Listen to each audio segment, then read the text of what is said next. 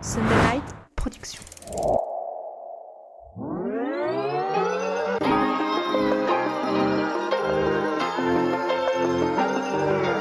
Bienvenue sur le podcast Dans la tête d'un cycliste, l'émission dédiée à tous les passionnés de vélo sous toutes ses formes. Chaque semaine, Arnaud Manzanini part à la rencontre de celles et ceux qui font le cyclisme pour nous inspirer et nous aider à nous améliorer. Bonjour à toutes et à tous, bienvenue sur le podcast Dans la tête d'un cycliste où aujourd'hui nous allons parler d'un sujet passionnant, les algorithmes. Alors est-ce qu'on peut gagner le Tour de France, le Giro, la Vuelta en utilisant les algorithmes ? C'est la réponse que nous allons essayer de vous donner. Pour cela, je suis entouré de deux spécialistes. Bonjour, bienvenue à vous et je vais vous laisser vous présenter. Bonjour Arnaud, je m'appelle Valentin Gallet, j'ai 36 ans. J'ai fait beaucoup de vélo étant plus jeune, j'ai couru jusqu'en première catégorie et ensuite j'ai aussi couplé ça à pas mal d'études parce que j'ai un doctorat en physique et un master en data science et surtout j'ai eu l'occasion de travailler pendant 2 saisons pour l'équipe Sky en tant que sport et data scientist pour lequel j'ai développé pas mal d'algorithmes. Donc ensuite, suite à ça, j'ai monté ma structure avec mon associé Kylian qui est là aujourd'hui. Je vais laisser se présenter. Bonjour Arnaud, Kylian. Donc multi-entrepreneur quand j'étais étudiant et j'ai rencontré Valentin durant mes études. Donc j'étais en mathématiques et j'avais déjà un projet en tête qui était similaire à celui qu'avait Valentin, c'est-à-dire optimiser la performance et apporter les outils des pros pour les amateurs. Voilà, et Bon, je suis aussi sujet passionnant. Sujet passionnant. On va rentrer dans le détail de tout ça. Merci pour les présentations. Alors, gagner un grand tour en utilisant les algorithmes est une tâche probablement complexe. Vous allez nous expliquer ça, mais peut-être que c'est la réalité. Le niveau de performance nécessaire dans cette compétition dépend de nombreux facteurs, tels que le niveau de forme physique, la stratégie de course, la gestion de l'effort, l'équipe de support. On va parler de tout ça, mais si on rentrait ou si on commençait par évoquer la première des choses, algorithme, moi je pense à données, analyse des datas, analyse des données. Alors là, je laisse la parole aux professionnels, mais qu'est-ce qu'un algorithme, s'il y avait une définition à donner sur un algorithme, et comment est-ce qu'on peut analyser cette donnée-là en fait ? Qu'est-ce que l'on peut en faire ? Pour répondre de façon assez condensée à cette question, un algorithme, ça va permettre justement de pouvoir calculer des choses de manière théorique, donc déterminer un certain nombre de paramètres. On rentrera en détail plus précisément sur ce qu'on peut faire avec des algorithmes, et justement être en mesure de pouvoir estimer des choses qui soit sont pas possibles à déterminer d'une autre manière, soit vont prendre beaucoup de temps ou sont très coûteuses. Donc en général, dans le domaine du cyclisme, on va partir des données qui vont être mesurées pendant les séances d'entraînement. Donc on peut enregistrer avec un compteur de vélo et tous les capteurs qui s'y connectent, capteurs de puissance, ceinture de fréquence cardiaque, cadence, etc. Et puis ensuite, on va ajouter un certain nombre de modèles, de techniques pour aller calculer de nouveaux paramètres. Donc ça peut être des algorithmes de data science ou d'intelligence artificielle qui sont très tendance en ce moment. Ça peut être aussi utilisé de la modélisation physique pour aller calculer l'aéro d'un coureur ou aussi la gestion de l'effort, etc. Alors toi, très clairement, ton rôle, ton job, c'était de recevoir des données et en fonction de l'objectif de les traiter pour donner une indication d'un comportement, d'une modification de position, d'une intensité de puissance, parce qu'on a eu l'occasion de déjeuner ensemble la semaine dernière et tu m'expliquais que notamment au niveau du développement de la puissance, le fait de ne pas tout le temps être à bloc, mais vraiment de gérer son développement de puissance pouvait avoir un impact très très important sur le temps final, notamment en contre-la-montre. Et tout ce calcul permettait d'avoir des projections, c'est ça ? Pour rentrer un peu plus en détail justement sur mon expérience au sein de l'équipe Sky, donc j'ai eu de la chance d'y être sur les années 2017-2018, donc vraiment l'âge d'or, au moment où Chris Froome a remporté les 3 grands tours d'affilée, ce qui s'était pas fait depuis pratiquement 30 ans.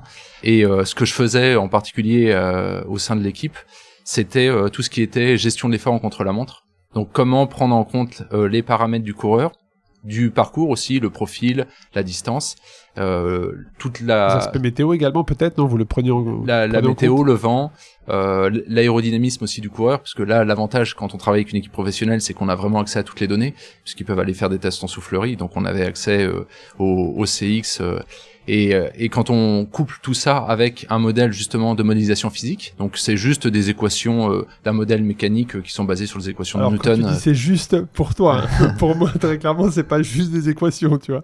Mais c'est juste pour dire que ça part d'un modèle physique, donc des équations physiques, c'est vraiment de la science, et ensuite on va appliquer ça au monde réel, et ça va permettre de pouvoir voir en fait sur quelle région d'un contre-la-montre donné il est le plus intéressant de fournir un peu plus de puissance et de récupérer sur des régions où c'est moins intéressant. Donc de manière assez logique, il faut essayer de développer plus de puissance en montée et essayer de récupérer de ces efforts additionnels en descente et sur le plat. Et quand vous avez appliqué ce modèle, c'est ce que tu me disais la dernière fois, le temps, le gain de temps à la fin est considérable pour un chrono. Je peux donner l'exemple, par exemple, d'une simulation que j'avais fait pour les championnats du monde à Bergen en 2017, où j'avais comparé une stratégie de gestion de l'effort où on allait à une puissance constante tout du long de la course, et puis une gestion de l'effort optimale où justement on va faire varier sa puissance, développer plus de puissance dans les côtes et récupérer de ces efforts additionnels sur les autres sections du parcours. Et là on gagnait 1 minute 30. Donc c'est vraiment colossal. Quand on regarde l'écart, il y avait moins d'écart entre le premier et le 10e ou le 12e de mémoire. Alors bien sûr dans les faits, la plupart des professionnels se connaissent et gèrent bien leur effort. Après la différence qu'il va y avoir, c'est justement entre savoir ce qu'il faut faire exactement et puis avoir l'impression basée sur ses sensations que on fournit l'effort adéquat. Et là je dirais que si on veut donner une différence de temps, on doit être sur entre 30 et 45 secondes, donc ce qui reste encore non négligeable. Ah, c'est super intéressant. Je reviens sur la Sky, c'est vrai qu'ils ont quand même été précurseurs dans tout ce travail de ce qu'on peut appeler de gains marginaux, qui au final c'est plus vraiment des gains marginaux, mais on discutait également de comment la Sky a récupéré, on va dire, toute cette data. À la base, tu m'expliquais que ça part de cette volonté de développer le cyclisme sur piste, parce que c'était la discipline la plus rentable ou efficace, on va dire ça comme ça, aux Jeux Olympiques, c'est ça? Moi, j'ai trouvé l'histoire super intéressante. Ouais, c'est pour ça que je me permets de le placer. Pour refaire pour donner un peu plus de détails là-dessus. Un peu d'histoire, ça va faire plaisir à JP Ferreira, qui anime le podcast dans l'atelier. Dans le début des années 2000, fin des années même 90, en fait, il y a une réflexion qui a été entamée au sein de la fédération anglaise britannique même de cyclisme, et ils se sont dit comment on peut faire en sorte d'avoir plus de crédibilité, de rayonner plus grâce à notre sport, et ils sont arrivés à la conclusion assez simple que en fait le cyclisme, le moment où on suivait le plus de sport de manière générale, c'était pendant les Jeux Olympiques. Et puis il se trouve que pour avoir des médailles olympiques, le sport qui en procure le plus dans les thématiques du cyclisme, c'était le cyclisme sur piste. Et donc ce qu'ils se sont dit, c'est que qu'est-ce qu'on peut faire avec tous les moyens dont on dispose pour essayer d'améliorer les performances de nos athlètes. Et là ils sont vraiment orientés sur des solutions scientifiques, donc faire appel à des experts extérieurs, pas travailler seulement avec les compétences en interne, et puis coupler ça aussi avec des innovations technologiques, matérielles, et ça leur a permis de passer. C'était une nation qui était vraiment inexistante sur la piste en termes de résultats. Ils avaient peut-être gagné 1 ou 2 médailles sur toutes les Olympiades précédentes, et à partir du début des années 2000, c'était la meilleure nation du monde, juste en introduisant de la science. Donc, c'est incroyable l'impact que peut avoir, en tout cas l'histoire que tu viens de nous décrire. Moi je trouve ça très très intéressant. Mais quel est est-ce que toi, quand tu étais donc au contact des équipes professionnelles, est-ce que tu avais un contact direct avec les coureurs ou est-ce que ça passait par leurs entraîneurs? En fait, le but de ma question, c'est quel est le rapport qu'ont les coureurs professionnels avec la data, avec la donnée? Est-ce qu'ils s'y intéressent? Est-ce qu'ils l'utilisent? Est-ce qu'ils essaient de comprendre ou est-ce qu'ils appliquent juste ce qu'on leur demande de faire? Je pense que c'est très disparate. Ça va dépendre d'un coureur à l'autre. Il y en a qui veulent pratiquement même pas en entendre parler. limite ils ont pas de compteur de vélo pour exagérer un petit peu, mais d'autres qui vont être très très intéressés.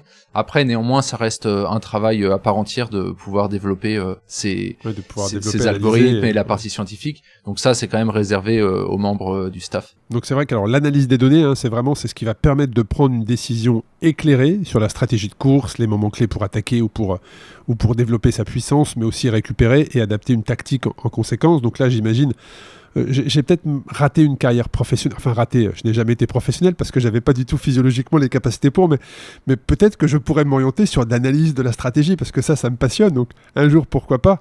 Mais derrière tout ça, cette analyse de données va être transférée vers de la modélisation de la performance. Et est-ce que là, j'allais dire on est presque mais peut-être qu'on y est déjà, dans de l'intelligence artificielle, de la prédictibilité, c'est-à-dire qu'une fois que tu as tes données, tu as fait tes algorithmes qui vont te donner un résultat, est-ce que derrière, on peut aller vers de la prédictibilité ? Typiquement, moi, c'est ce que je faisais au sein de l'équipe Sky, puisque j'allais donner ces stratégies de gestion de l'effort, que ce soit en contre-la-montre individuelle ou par équipe. Donc, c'était vraiment de la prédiction, basée sur les capacités des coureurs. Le parcours de la course, j'allais vraiment faire tout ce côté prédictif. Donc, évidemment, c'est possible. Après, l'intelligence artificielle, je dirais que c'est pour moi quelque chose qui va venir en second temps. C'est-à-dire que déjà, on peut avoir des algorithmes qui sont basés plus sur de la modélisation physique ou physiologique, donc ils vont vraiment être des équations, pour dire les choses clairement. Et ensuite, certains paramètres dans ces modèles, on va aller les calculer de manière statistique grâce à des modèles de machine learning, donc basés sur toutes les données qu'on a pu recueillir durant des années. Oui, parce que c'est ça en fait, c'est de la captation de data. Plus tu as de data, plus ça va alimenter justement cette réflexion et te donner un résultat très précis. Exactement. Et si on peut, pour donner un peu un ordre d'idée du nombre de données qui sont calculées, il faut savoir qu'avec les compteurs actuels, on va enregistrer à peu près un point toutes les secondes. Donc pour chaque point, on va aller mesurer la puissance, la distance, l'altitude, la vitesse, la fréquence cardiaque, la cadence et encore tout un tas d'autres paramètres. Donc ça veut dire que sur un entraînement de 3 heures, on va déjà avoir peut-être 50-60 000 points de données.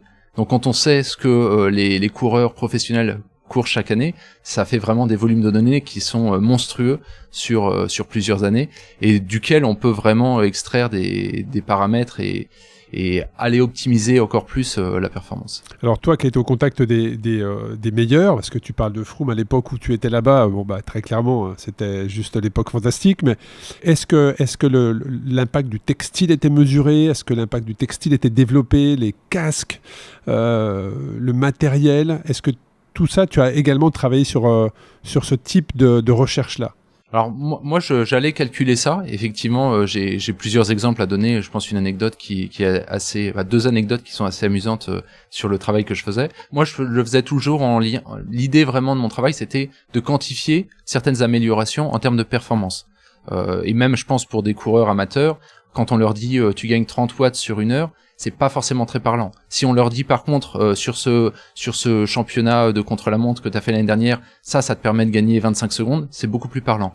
Et du coup, les deux anecdotes que j'ai pour montrer à quel point ils allaient loin dans l'optimisation de la performance, c'est que je me souviens d'une étude qu'ils avaient fait où ils étaient allés peser les chaussures de vélo par temps sec et par temps mouillé pour savoir en fait laquelle était la plus légère en fonction du temps. Et il se trouvait que c'était pas la même paire, donc c'est-à-dire que les coureurs n'utilisaient pas les mêmes paires de chaussures en fonction du temps. Donc ça c'est quand même assez incroyable.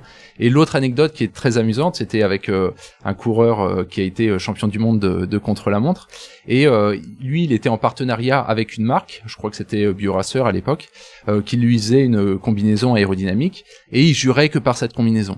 Et ils avaient fait des tests en soufflerie, la partie performance de l'équipe Sky, et ils avaient du coup comparé cette combinaison avec la combinaison Castelli qui était la combinaison de base de l'équipe à cette époque.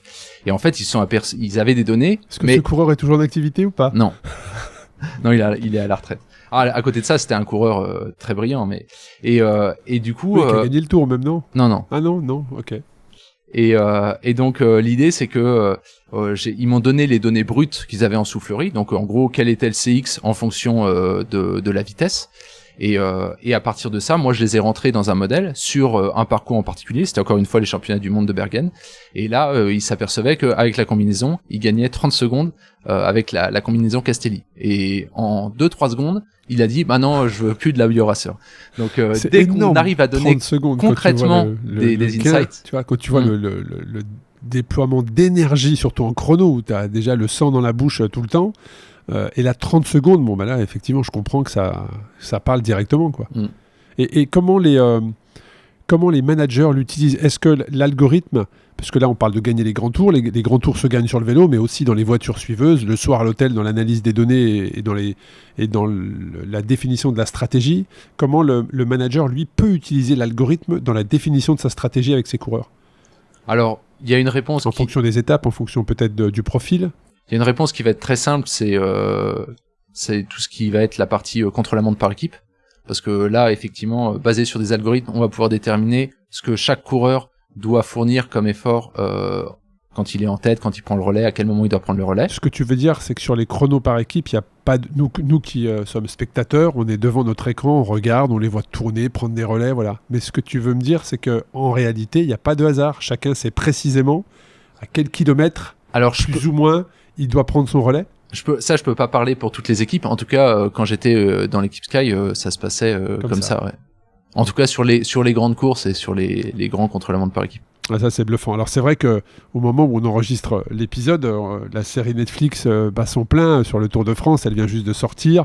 On y voit les coulisses de l'intérieur. Toi, en regardant cette série, est-ce que tu as découvert je sais pas si tu l'as regardé déjà. Non, pour être franc, je l'ai pas regardé, mais elle est sur ma liste. C'est quelque chose qui m'intéresse. Bon, c'est vrai que c'est assez. C'est vrai qu'on voit qu'effectivement à ce niveau-là, rien n'est laissé au hasard. Et tu parlais de la Sky, donc une équipe que tu as bien connue. Aujourd'hui, est-ce qu'il y a d'autres équipes selon toi qui se sont inspirées de ce modèle-là et qui l'ont même poussé à l'extrême? Moi, je pense à Jumbo notamment. Quel parallèle tu fais avec ça? Bah, je pense que maintenant, oui, les équipes ont vu vraiment l'impact que ça, et beaucoup d'équipes s'y sont mis d'une façon plus ou moins poussée. Je pense que les deux équipes qui ont le lead sur cette partie-là, ça reste Ineos et la Jumbo-Visma qui fait aussi des choses très très poussées, peut-être même plus poussées que Ineos sur certains points. Je pense notamment à l'aérodynamisme, où ils ont des partenariats avec des universités en Hollande qui sont réputées là-dessus. Donc là, il y a un gros travail qui est fait par ces deux équipes.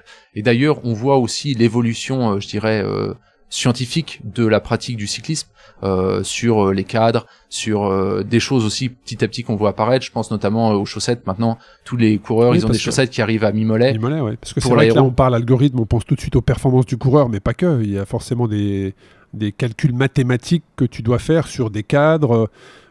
Sur des chaussettes, sur une hauteur de chaussettes peut-être. Alors ça a été réglementé, mais on a encore certaines images où on voit certains coureurs où c'est quand même très très haut. Peut-être même les gants, peut-être même les cagoules c'est la Quick-Step je crois qui équipe tous ces coureurs de cagoules. Tout ça c'est des modèles sur lesquels tu as travaillé et qui pourraient permettre de gagner un grand tour. Alors moi j'ai pas trop travaillé sur la partie des modèles sur l'aérodynamisme, parce qu'en fait c'est surtout ça qu'on veut voir avec quand on va travailler sur les textiles ou sur les casques, ça va vraiment être la partie aérodynamique. Ça j'ai moins travaillé dessus. En fait il y a deux moyens d'aller mesurer l'aérodynamisme d'un élément ou même du coureur dans son ensemble.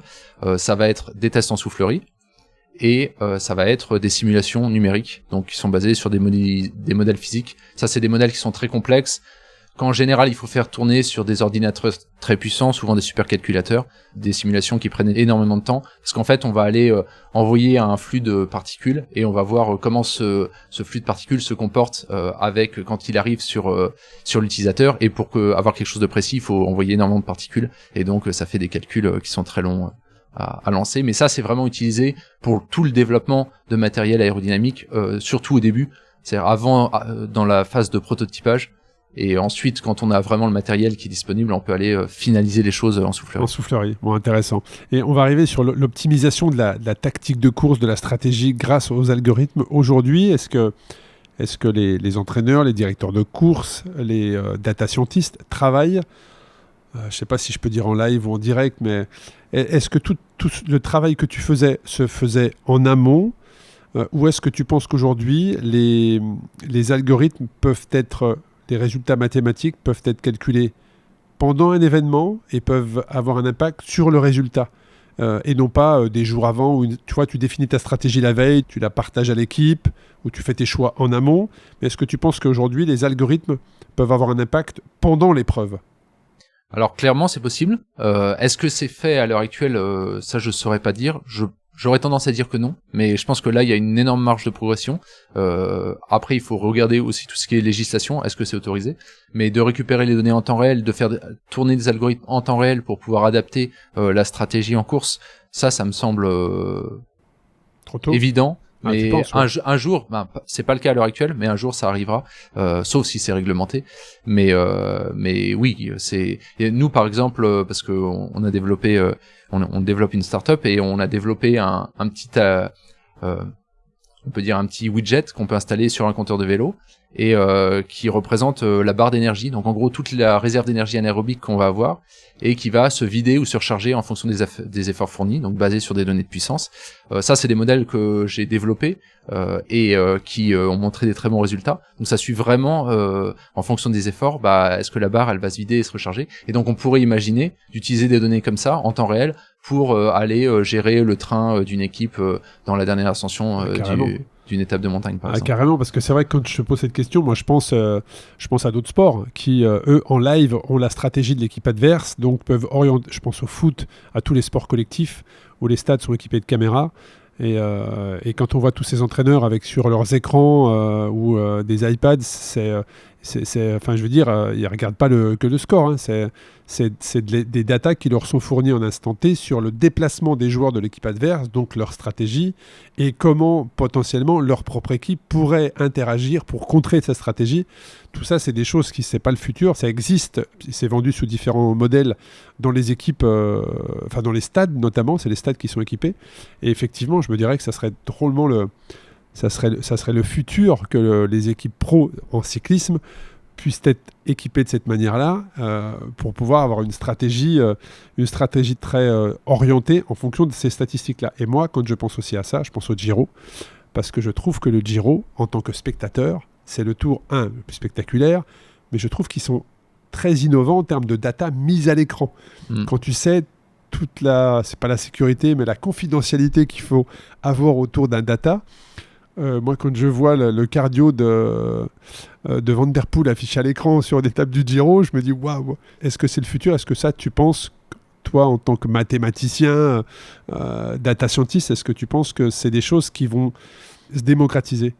Là, il y a un double problème sur, je pense, le fait de voir ces données à l'écran. Déjà, faut que ça soit accepté par les équipes professionnelles. Et je pense beaucoup, pas forcément à juste titre, ça c'est juste une idée personnelle, mais sont contre le fait de rendre public ces données. Donc ça, c'est un facteur bloquant. Après, l'autre facteur, c'est aussi quel est le public qui va assister à ces événements. C'est vrai que le Giro, c'est quand même une course d'experts si on veut comparer au Tour de France. Tu penses que c'est trop pointu quelque part ? C'est vraiment dédié à un monde de spécialistes ?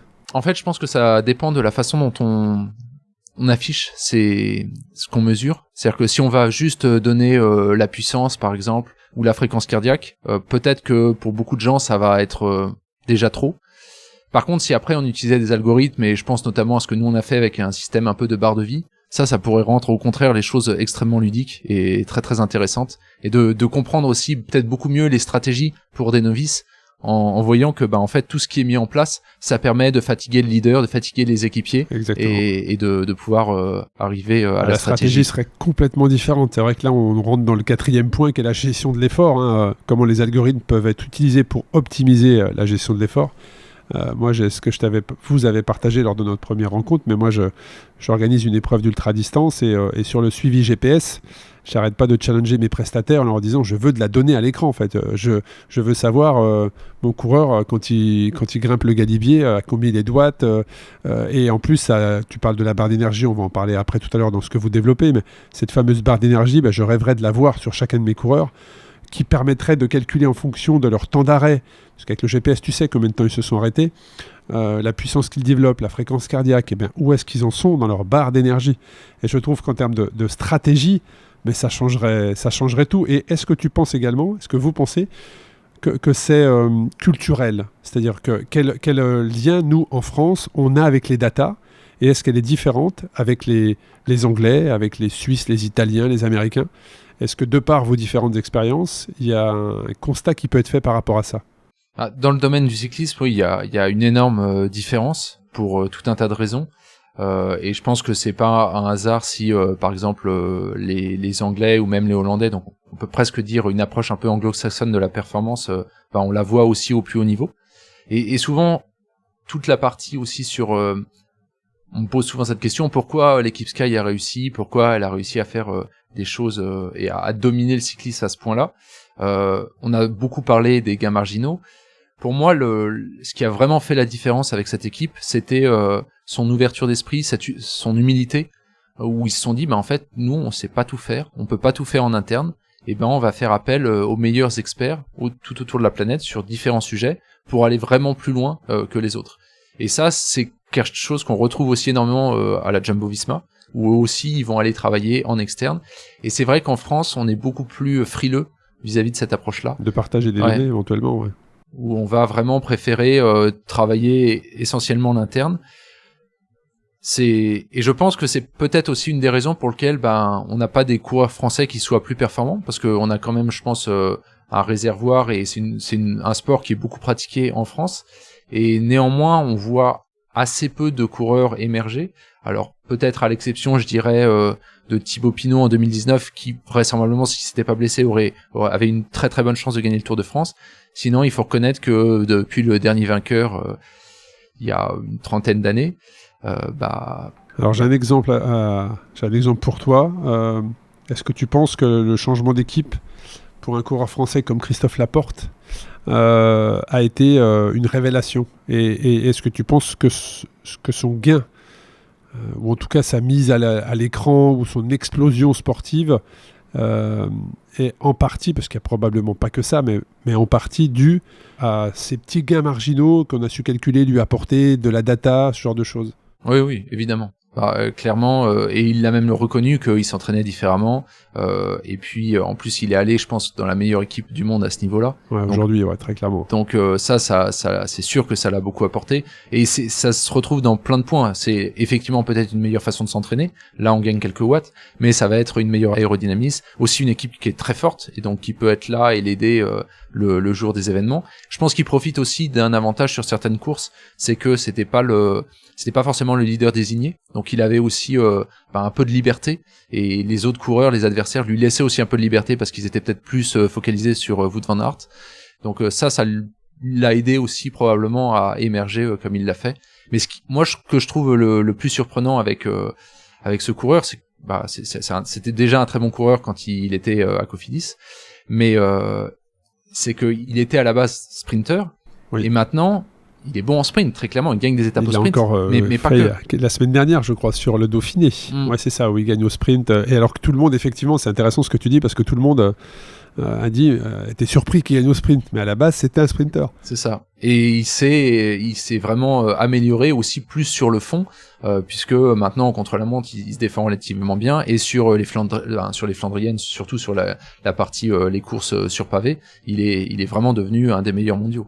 Donc Et c'est vrai qu'on parle d'algorithmes, de puissance d'algorithmes qui sont liés à l'effort, mais est-ce qu'il y a aussi des algorithmes très efficaces et avec des indicateurs puissants sur ce qu'il y a à côté du vélo? Alors je pense au repos, je pense à la nutrition, je pense au sommeil. Est-ce qu'il y a aussi Est-ce que tu as travaillé, ou est-ce que certains de tes confrères ont travaillé sur cet impact de cette data-là?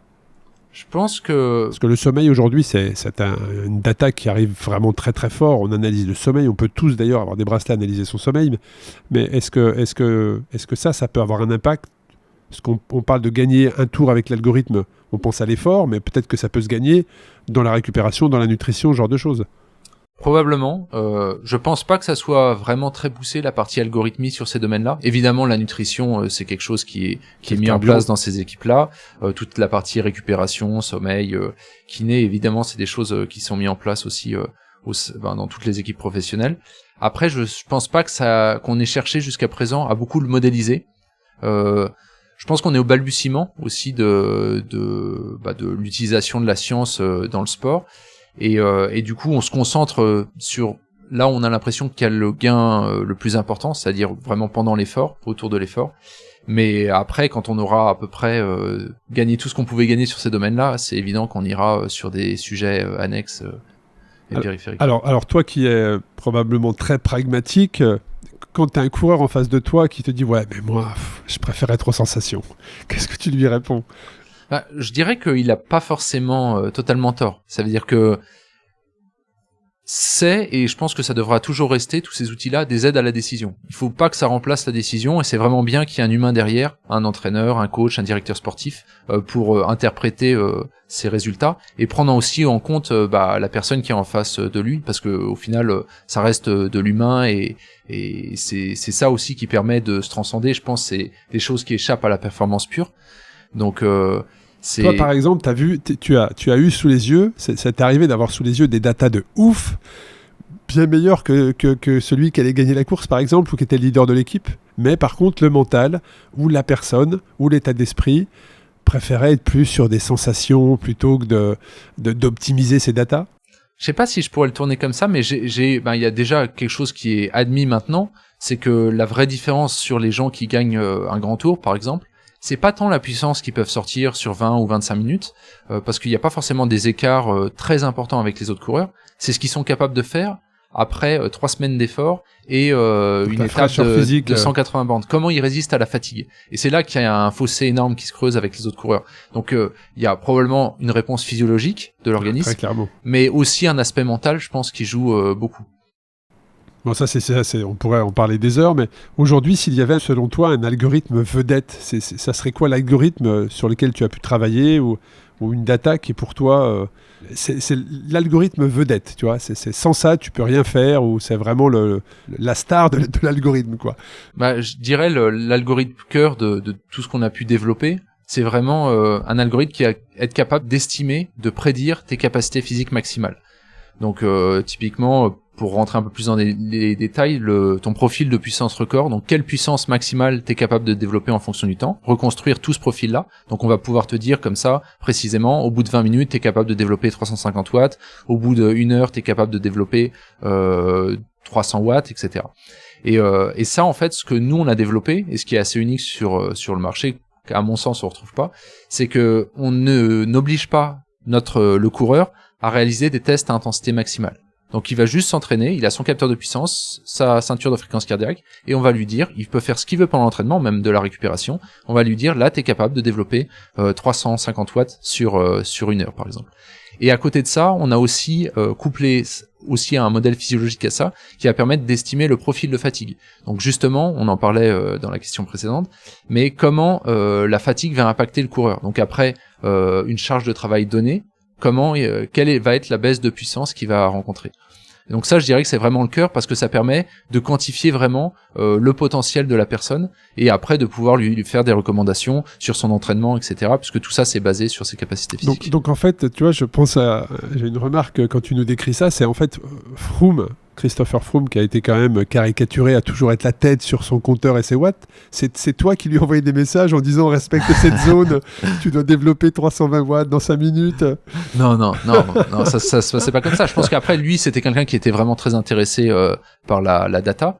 Et du coup, ça devait aussi le rassurer. Et il savait qu'en gérant son effort vraiment basé sur un nombre de watts donné, ça marchait très bien pour lui. Et donc, il le faisait, et plutôt avec succès, quand on voit son palmarès. Passionnant. Et si on parle du futur, alors le futur, c'est quoi de la data, de la donnée, des algorithmes?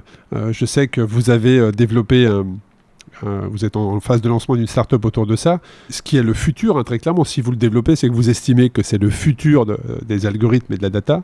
Donc, sur quoi vous travaillez et comment vous estimez que ça va révolutionner ou en tout cas innover le monde des algorithmes, de la data, et servir à tout sportif pour, j'allais dire, performer. La performance est très personnelle, mais en tout cas optimiser ses résultats.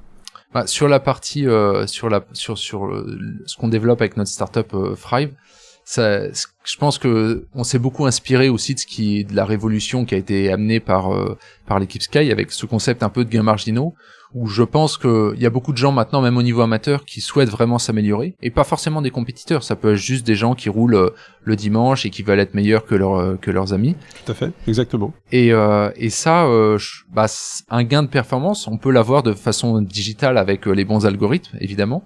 Mais il faut, si on veut vraiment un gain significatif, il va falloir aller agir sur différents paramètres. Et c'est ce qu'on essaye de faire au sein de notre startup avec Kylian, où justement on va se concentrer sur la partie des plans d'entraînement, la planification d'entraînement, parce que ça aussi on peut développer des algorithmes qui permettent d'avoir des choses qui sont vraiment personnalisées à l'utilisateur, qui vont être adaptatifs, donc qui vont permettre en fonction du ressenti de la personne au jour le jour, de s'il est fatigué par exemple, de lui donner une séance un peu plus facile à réaliser. Tout ce qui va être aussi l'aspect nutrition, renforcement musculaire pour éviter les blessures, gagner en puissance aussi, et puis la gestion de l'effort, ça on en a parlé, l'analyse de données, pour vraiment montrer à l'utilisateur quelles sont ses forces et ses faiblesses. Donc je pense que c'est vraiment cet accompagnement complet, à l'instar de ce que ferait un coach. En fait, nous, ce qu'on développe, c'est un coach virtuel. Beaucoup de gens disent qu'ils travaillent sur un coach virtuel. Faut savoir que ce que fait un entraîneur, c'est extrêmement compliqué. Et donc, le reproduire de façon automatisée et digitale, c'est encore plus difficile. Et donc, nous, on travaille là-dessus. Et je pense que on a une expertise et on a vu certaines choses dans les équipes professionnelles qui nous permettent d'avoir les compétences aussi pour le faire. Bon, et on va peut-être passer la parole à Kylian. Parle-nous de ce sur quoi vous travaillez, cette fameuse barre d'énergie. Moi, ça m'interpelle quand je vois que dans le futur, et vous êtes en train d'écrire le futur, on pourra avoir sur son compteur une barre d'énergie. Ça me rend dingue, quoi. Alors, typiquement, c'est bien que ce soit moi qui en parle parce que mon exemple va être parlant. Alors, je suis cycliste amateur. J'ai fait beaucoup de trail par le passé. Donc en Corse, sur le GR20, et je me suis mis au vélo sur le tard. Donc je démarre le vélo, je sais pas gérer mon effort, je pars beaucoup trop fort, et je me retrouve très vite sans énergie, dans le rouge, je peux plus rien faire. Et justement, cette barre d'énergie, donc qui est sur ton compteur, tu l'as sous les yeux, te donne des indications sur comment gérer ta course, gérer ton effort, pour pouvoir ne pas te mettre dans le rouge, et terminer ta course dans les meilleures conditions. Alors depuis que j'utilise cette barre, qu'on la teste et avec Valentin et qu'on la développe, en fait, ça me permet de terminer mes courses sans être dans le rouge. Bien sûr. Et d'ailleurs, j'ai réalisé ma première course, donc la course des 3 cols, récemment, et je me suis entraîné avec cette barre d'énergie. J'ai fait la course. Ça a managé ton évolution, on va dire ça comme ça. En fait, ça te permet de manager ta course, ton évolution. T'as un plan d'entraînement adaptatif. Si je suis fatigué, je vais pouvoir rentrer. Donc, j'ai mal dormi. Je me sens malade, je me sens pas en forme, sur une échelle de 1 à 10 par exemple, tu vois. Donc tu peux noter ta performance, noter ton état de fatigue, et en fonction de ça, on adapte ton plan d'entraînement.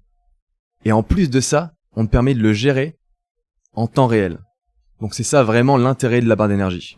Non mais c'est incroyable, ça fait combien de temps que vous travaillez sur ce projet révolutionnaire ? Au total, là ça fait 2 ans, mais en temps cumulé, en temps d'expérience, parce qu'on n'est pas que nous deux, c'est plusieurs années, plus de 6 ans de recherche de R&D.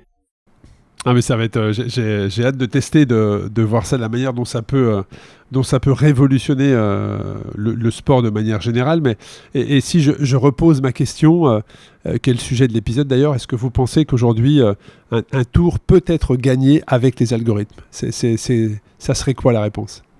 Alors, je vais te donner ma réponse, et après je laisse Valentin y répondre. Selon moi, un algorithme ne pourrait pas permettre à un coureur de gagner le tour, puisqu'il y a beaucoup plus que ça. Tu vas avoir tout ce qui est fatigue, nutrition, tu en parlais, motivation mentale, résistance à la fatigue. Et l'algorithme vient en support. La data est là en support, et te permet d'orienter justement la stratégie. Te permet de donner une direction à ce que le coureur va faire. Valentin, selon toi, est-ce que demain, le futur, on espère qu'un jour il soit français dans les années à venir, mais est-ce qu'un Français, grâce à l'algorithme, peut remporter un tour ? En fait, les algorithmes, ils sont partout. On parlait du matériel, on parlait de l'analyse de données, de la gestion de l'effort, de la préconisation de l'entraînement. Les algorithmes, ils sont vraiment partout. Donc, en fait, pour moi, c'est pas réellement la bonne question. La bonne question, c'est est-ce qu'on peut gagner le tour sans algorithme ? Et ça, je pense que non. Et ça, c'est intéressant ce que tu dis. Clairement, à l'heure actuelle, toutes les innovations technologiques, tout toutes les stratégies qui sont mises en place, elles reposent là-dessus. Et si tu as une équipe où qu'on interdit d'utiliser tout rapport à la science, même si on lui met les meilleurs coureurs, elle n'arrivera pas à gagner le tour. Ouais. De toute façon, on ne pourra plus revenir en arrière sur ce genre de choses. Mais est-ce qu'il y a... Alors, ça veut dire que... C'est vrai que ça veut dire qu'on renverse le problème. Enfin, en tout cas, on renverse la question. C'est est-ce qu'on peut gagner le tour avec des algorithmes ? Mais la question serait peut-être est-ce qu'on peut le gagner sans ? Et auquel cas, c'est non. Mais ce qui veut dire que... Je vais peut-être un peu loin. Mais est-ce que l'espionnage dans les grandes équipes est présente ? C'est-à-dire que on est bien d'accord qu'on prend les 3 ou les 4 fantastiques qui gagnent tout. Eux, ils sont très très proches, donc ça se joue à des détails, à 5 watts peut-être, voilà, si on parle de watts, mais aussi à une demi-heure de sommeil. Je pense à Van Der Poel qui, lors d'un championnat du monde, avait un peu explosé mentalement parce qu'il y a des enfants qui faisaient du bruit dehors et ils ne pouvaient pas dormir et ça l'avait fait dégoupiller complet, donc l'importance du sommeil aussi. Et il avait raté sa course, d'ailleurs. Est-ce que les équipes, j'utilise un mot un peu fort volontairement, mais s'espionnent entre elles sur de la data ? C'est-à-dire quelle équipe utilise quelle data et comment il la fait parler. Là, il y a 2 choses qu'on peut dire à ce niveau-là. Évidemment qu'il y a de l'espionnage, mais pas forcément de façon mauvaise. Caché, oui, je vois ce que tu veux dire. C'est juste qu'on voit que tel coureur maintenant, il a tel équipement, il a telle position, son vélo il ressemble à ça. Et on va essayer de s'adapter à ça. On va essayer de s'adapter à cette stratégie-là. Ça, c'est sûr que c'est mis en place et on le voit d'ailleurs. On parlait des équipes qui étaient un peu pionnières sur ce sujet, Ineos, Jumbo-Visma, et on voit que les autres équipes suivent après la tendance. Donc ça clairement, c'est quelque chose qui est vraiment mis en place. Après, je dirais que un peu le rêve et en même temps le cauchemar des équipes professionnelles, c'est justement lié aux data des coureurs eux-mêmes. Et ça, c'est quelque chose sur lequel ils sont très vigilants et ils ont vraiment très peur que ces données tombent dans les mains d'une autre équipe. Je pense que, en fait, là-dessus, ça c'est, à ma connaissance, c'est pas réellement encore fait, mais en fait, on aurait tout pour estimer les capacités de tous les meilleurs coureurs du monde, juste en regardant ce qu'ils font sur une course. Ça veut dire que donc tu prends les datas sur une course, t'es capable de dire, lui il peut performer ici, il peut pas performer ici, il va durer tant de temps. C'est ça. En fait, par exemple, je donne un exemple tout bête. Là, ça va être le Tour de France. On va regarder une ascension qui arrive, je sais pas, au col de la Losse, par exemple. On va regarder le temps. Donc ça c'est, on va juste aller regarder la retransmission télé après coup. On va regarder le temps que chaque coureur a mis pour faire l'ascension. On connaît des données de certains des coureurs qui sont dans notre équipe, donc on sait la puissance en watts par kilo qui va sortir, et on peut redéterminer du coup la puissance que chacun des meilleurs coureurs a sorti sur cette montée-là, et on peut comme ça rapidement, avec des montées de différentes durées, reconstruire le profil de puissance de chacun des meilleurs coureurs. Tu parlais des 4 fantastiques, Evenepoel, Pogacar, Vingegaard, etc. Et donc ça veut dire que tu peux très clairement dire, je prends une ascension de l'Alpe d'Huez à 10 secondes près, ce que va faire le coureur aujourd'hui. Oui. Donc si tu le fais sur ton coureur, tu peux et potentiellement le faire aussi sur ton adversaire. Donc ça vient un petit peu à l'analyse dont je te parlais tout à l'heure dans les stades, les équipes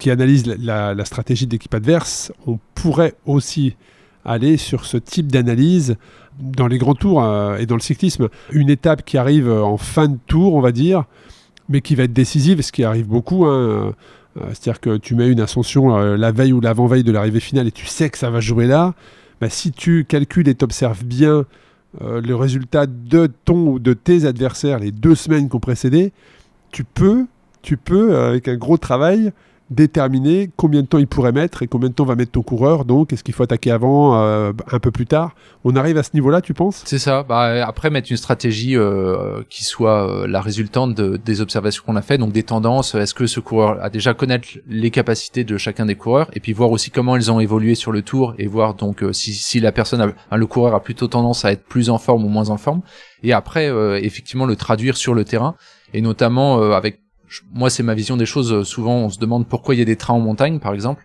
et en fait les trains en montagne, ce que ça va permettre, c'est que ça va permettre à des coureurs qui ont un seuil de puissance très élevé. L'idée du train, ça va être d'être tout près de ce seuil-là, pour que les coureurs qui sont en dessous de ce seuil, mais qui ont potentiellement une réserve d'énergie anaérobique plus importante, qui sont plus punchers, en fait ces gens-là déjà puisent énormément dans leur réserve, alors que les leaders, eux, ont quasiment pas touché à leur réserve. Et au moment où ça joue sur les 2-3 derniers kilomètres, bah, les meilleurs, les leaders, ceux qui sont vraiment des coureurs de grand tour, là, ils ont encore de l'énergie pour accélérer et faire le trou. Mais du coup, il y a vraiment une explication scientifique au fait qu'il y ait des trains des équipes en montagne. Ouais, c'est vrai que tout est paramétré, tout est calculé et on sait pas tout, mais c'est vrai que le travail qui doit être fait dans les équipes est important aujourd'hui. Une équipe professionnelle, c'est combien de data scientists? Ça dépend, il y a des équipes, je pense, qui en ont pas forcément. Après, donc elles n'ont pas de résultats, très clairement, si tu me dis. Je sais pas. Ou alors parce c'est pas que régulier. c'est quelque chose qui peut être externalisé aussi.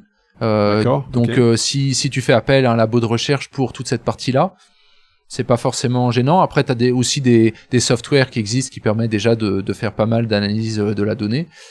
Après, évidemment, si avoir un data scientist aujourd'hui dans une équipe professionnelle ou plusieurs, c'est clairement quelque chose qui apporte énormément et qui est indispensable pour à la fois monitorer et aller calculer des paramètres actuels, mais aussi faire de la recherche future et essayer de déterminer où sont les pistes d'amélioration à venir pour le coureur ou pour l'équipe. Et tu penses que l'algorithme est une des causes de l'augmentation des moyennes, des vitesses aujourd'hui on va de plus en plus vite, hein, très clairement. L'algorithme est la partie intégrante de cette conséquence de vitesse. Toute l'optimisation scientifique de la performance, évidemment, puisque si on s'entraîne mieux, on va gagner quelques watts. Donc ça, pour tout le monde, c'est facile à voir que si on développe plus de watts, on va être plus rapide. Après, si on améliore l'aérodynamisme, même sans développer plus de watts, on va aller plus vite. Et tout ça, ça fait que oui, il y a un gain. Ça fait des sprints à 70 km/h. C'est ça. C'est des chiffres incroyables. Quel est ton mentor aujourd'hui? Quels sont vos mentors à tous les deux? Des gens qui vous inspirent dans ce que vous faites au quotidien? Je pense que ça va être plus lié à l'entrepreneuriat. Après, moi, je dirais ma source d'inspiration que j'ai vraiment pour rester dans le domaine du sport, c'est la Formule 1. Ah ouais, là oui, c'est clair. Parce que là, vraiment, ils ont des équipes d'ingénieurs complètes dans les docks pour aller tout calculer. En fait, pour être franc, la course, les résultats, ils sont déjà connus pratiquement avant que la course commence. Tout est prévu, à quel tour exactement on va changer les pneus. Tout ça, c'est prévu, ça a été simulé. Et je pense qu'un jour, on s'approchera de ça aussi. Sur les vélos, on y est. D'ailleurs, il y a beaucoup d'équipes de Formule 1 qui se sont associées à des équipes cyclistes pour avoir un impact sur la géométrie du vélo et la conception du vélo, pour l'aérodynamisme notamment. Ouais. Et ça, c'est génial. C'est vrai qu'aujourd'hui, avec les pneus, dans le vélo, le revêtement, moi je pense que même sur les chronos, ça doit probablement être calculé. C'est-à-dire quel type de pneus, quelle pression, ça très clairement. Parce qu'en fonction du poids de chaque coureur, la pression, le revêtement, l'asphalte, l'humidité. Donc là, on a des délires en termes d'algorithme.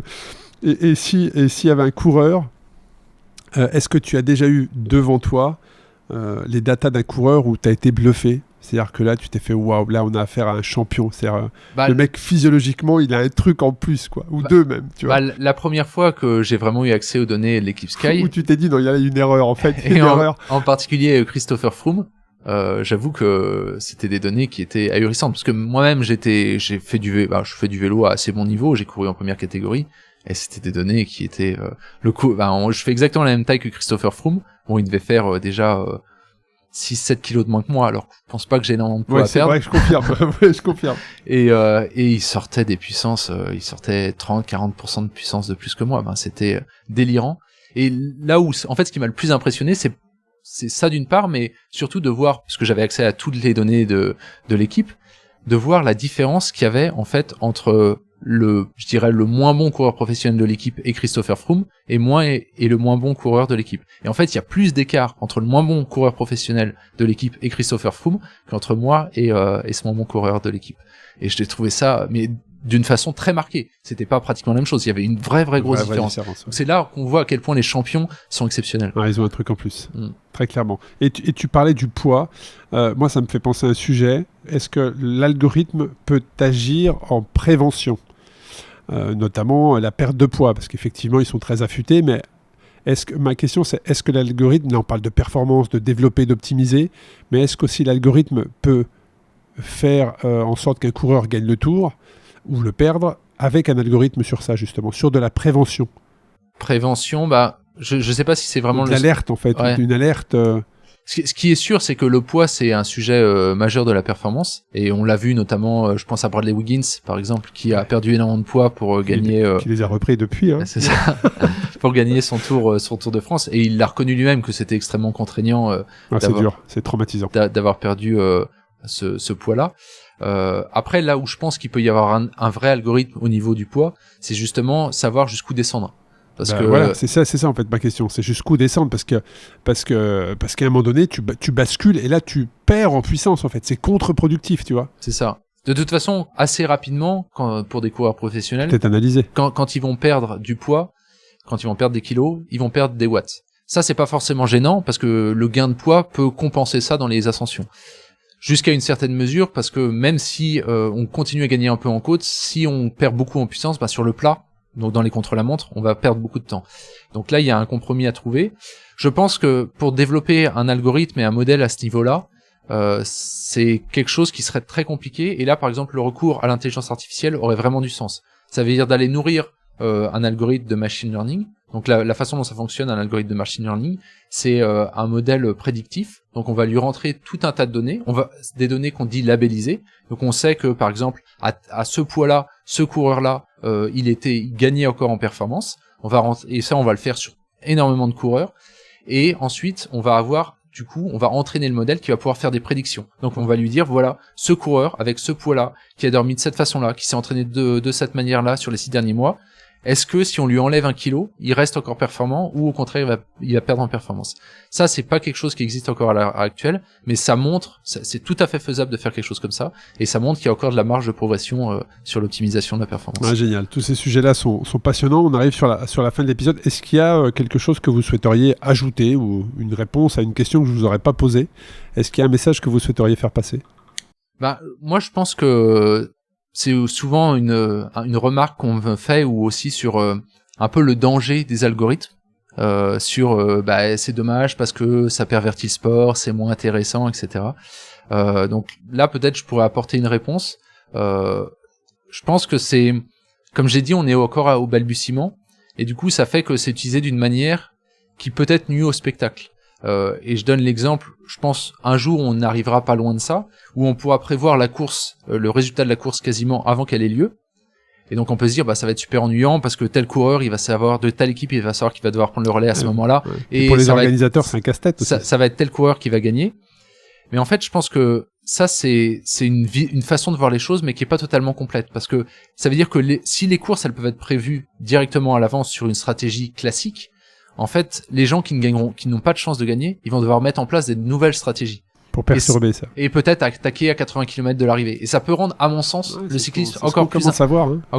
Qui sont effectivement très très lointaines, ouais. Des coureurs, même des grands champions qui attaquent à 50 bornes, 60 bornes, 80 bornes, ça va vachement être intéressant.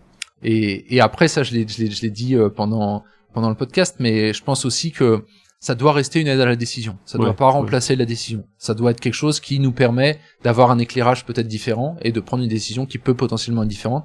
Mais c'est dangereux si ça remplace totalement la décision, et si ça remplace l'aspect humain aussi qui fait que c'est ce qui nous fait vibrer au final dans le sport. Très clairement, très clairement. Et toi, si tu avais quelque chose à ajouter?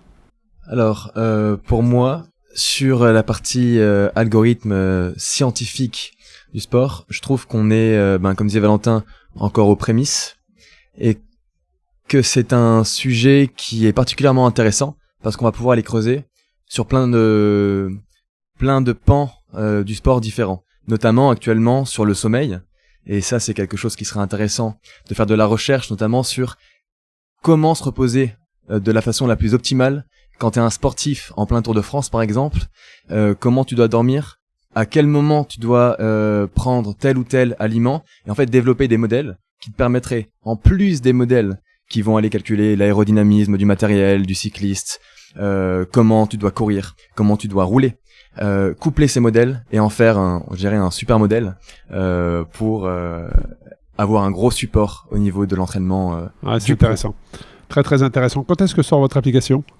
Alors l'application, là on est en train de travailler dessus et on sortira une première version mi-juillet. Il y a peut-être un site ou une landing page où on peut avoir des infos. Alors, justement, on est en train d'établir un partenariat avec certains influenceurs Donc je ne citerai pas le nom pour l'instant, mais voilà. Et donc on aura une waitlist pour s'inscrire durant le Tour de France sur notre application. Et comme ça, lorsque l'application sortira, on pourra vous envoyer un mail et directement vous inscrire à l'application. Et vous pourrez commencer à tester et nous aider à développer une application qui correspond aux besoins donc du cycliste amateur, voire au cycliste qui fait aussi de la compétition et qui envisage de devenir un jour professionnel. Génial. Voilà. Génial. Un grand merci à vous. Je pense qu'on a fait le tour du sujet. Hein. Pas sûr. Alors, on pourrait rentrer dans des... Mais j'ai peur qu'on perde des auditeurs si on commence à creuser. Mais en tout cas, voilà, moi, c'est vrai que tous ces sujets-là me passionnent parce que ça permet d'avoir un impact, en tout cas, sur un résultat, sur un comportement, sur une stratégie, sur une performance. Donc un grand merci à vous de vous être rendu disponible aussi rapidement. On va suivre donc le Tour de France et la mise à dispo, en tout cas, de la possibilité de pouvoir tester votre application. Mais en tout cas, pour les auditeurs, j'espère qu'on vous aura donné quelques indications. À vous de vous faire une réponse désormais. Est-ce qu'un grand tour peut être gagné grâce aux algorithmes ou non? N'hésitez pas à nous faire des retours sur les réseaux, à commenter cet épisode et surtout à le partager. Un grand merci à vous et puis à très bientôt pour un nouvel épisode du podcast Dans la tête d'un cycliste. Merci beaucoup. Merci à toi Arnaud. Au revoir.